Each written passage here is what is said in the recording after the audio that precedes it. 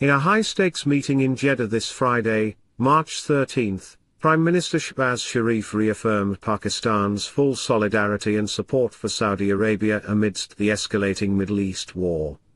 Accompanied by Chief of Defense Forces, Field Marshal Asim Munir, who notably wore his active duty combat dress, the Prime Minister assured Crown Prince Mohammed bin Salman that Islamabad stands firmly with the kingdom.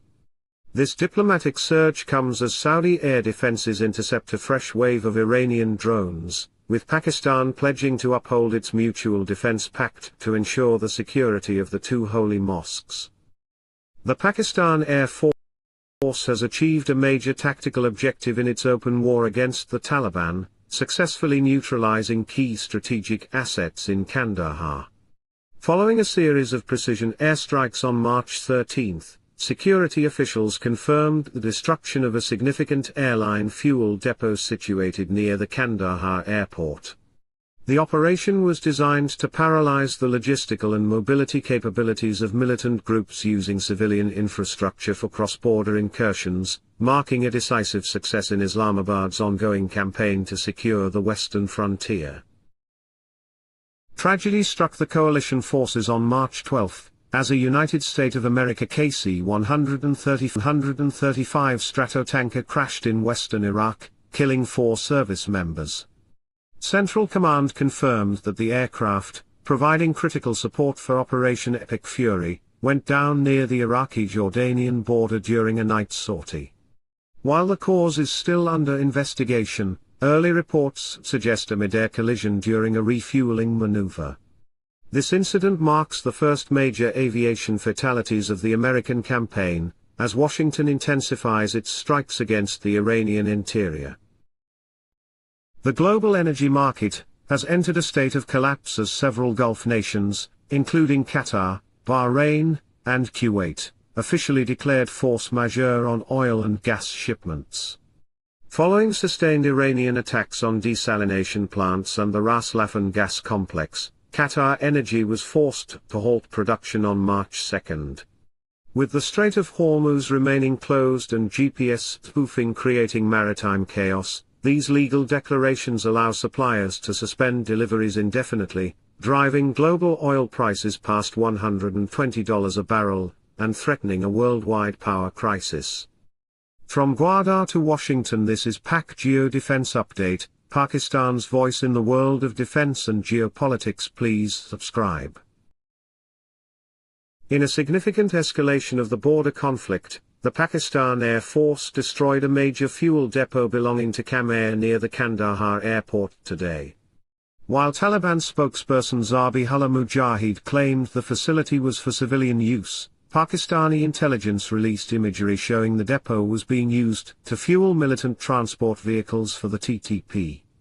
This strike, occurring on Friday the 13th, signals that Islamabad has moved beyond defensive containment to a policy of proactive dismantling of the Taliban's logistical backbone, regardless of the diplomatic fallout in Kabul. The ongoing closure of the Strait of Hormuz has triggered a massive GPS disruption across the entire Persian Gulf region. Maritime intelligence reports indicate that Iranian electronic warfare arrays have created a digital blackout, causing vessels to appear in the middle of the desert on tracking systems. This spoofing has rendered smart mines even more lethal, as naval assets can no longer verify their positions with precision.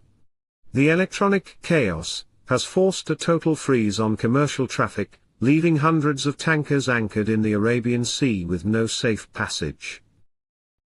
In a somber development on the Indian Ocean front, Sri Lanka has repatriated the remains of 84 Iranian sailors killed in a United States of America submarine attack earlier this month.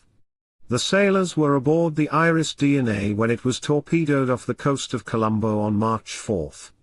Following a court order, the remains were transferred to an Iranian chartered flight at Matallah International Airport this Friday. While Colombo remains neutral, the sight of Iranian military coffins leaving South Asian soil highlights the sprawling and deadly nature of this maritime war. Faced with the paralysis of primary shipping routes, the United Arab Emirates and Pakistan have launched a new feeder service between Karachi and the UAE hubs of Fujairah and Kohat.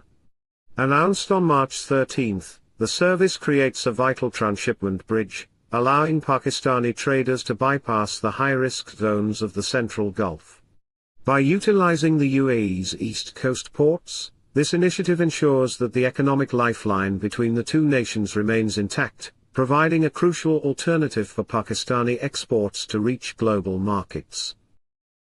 In a strategic industrial shift, the Indian firm Sunita Tools has partnered with a United States of America-based defense contractor to bid for the production of NATO's standard artillery shells. The collaboration focuses on 155mm M107 shells, which are in extreme demand due to the intensity of the Middle East conflict. Following an MoU signed in early March, the partnership aims to leverage Indian precision manufacturing to stabilize the American defense supply chain. This move signals India's deepening industrial integration with the United States of America military-industrial complex as global munitions stocks dwindle. Pakistan Air Force interceptors remain on constant strip alert in the Kohat and Peshawar sectors as of March 13. This heightened state of readiness follows recent, drone incursions from the Afghan side of the border. Pilots are remaining in their cockpits for 12-hour shifts, ready to scramble within seconds to intercept any violation of national airspace. The strip alert is part of the broader Operation Ghazab-Lilha, ensuring that the frontier cities of Pakistan remain an impregnable zone even as kinetic operations continue deep into militant territory across the Durand Line. In a high-stakes call to the global community this Sunday, March 15, 2026, President Trump has urged regional powers and international allies to immediately dispatch warships to the Strait of Hormuz. With the world's most vital energy choke point currently strangled by an Iranian blockade, the president asserted on social media that the nations most affected by this artificial constraint, specifically naming China, Japan, France, South Korea, and the United Kingdom, must take responsibility for the passage. Declaring that the United States of America will bomb the hell out of the shoreline and continually shoot Iranian boats out of the water, Trump vowed to make the waterway open, safe, and free within days. As global oil prices reach catastrophic levels, the White House has signaled that the United States of America Navy will begin armed escorts for tankers very soon, forcing a multinational military confrontation to break Tehran's grip on the global energy supply. That's enough for today. Share your thoughts in comments section, and please answer today's question.